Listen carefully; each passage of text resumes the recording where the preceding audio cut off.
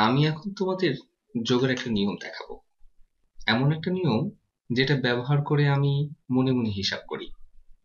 তো ধরি আমি ৬৮ এর সাথে ৫ যোগ করতে চাই। আমরা যোগ করার বিভিন্ন পদ্ধতি আগেই দেখেছি, তাই আমি এই ভিডিওটিতে যা দেখাচ্ছি তা একমাত্র পদ্ধতি নয়। কিন্তু তুমি যখন মনে মনে হিসাব করবে তখন এই পদ্ধতি ব্যবহার করা তোমার জন্য সুবিধাজনক হতে পারে। যখন আমি ৬৮ এর মতো সংখ্যা যখন আমি ৬৮ এর মতো কোনো সংখ্যা দেখি তখন আমি চিন্তা করি যে এর সাথে ২ যোগ করলে ৭০ হয়। তাহলে আমি ৫ সংখ্যাটিকে ২ আর ৩ এ ভাগ করে ৬৮ এর সাথে ২ যোগ করে ফেলতে পারি। তাহলে আমার আর কেবল ৩ যোগ করতে হবে। তাহলে আমি কি পাবো? যদি আমি ৫ কে ৩ যোগ ২ হিসেবে লিখি আর ৩ ও ২ আর ৩ ও ২ এ ভাগ করার মূল কারণ হলো তাতে আমরা ২ পাই যা ৬৮ এর সাথে যোগ করতে পারি। তো ৫ হলো ৩ যোগ ২ এবং তার সাথে আমি ৬৮ যোগ করি ৬৮।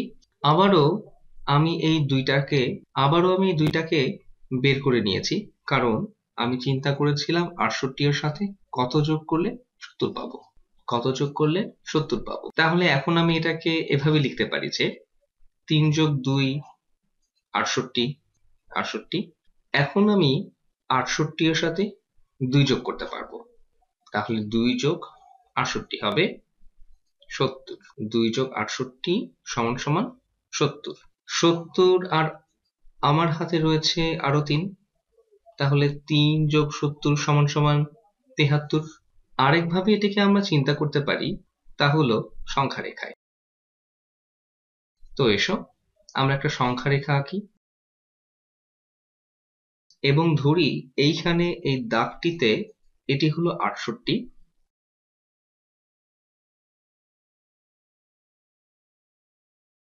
তাহলে এই দাগটি হবে ৭০।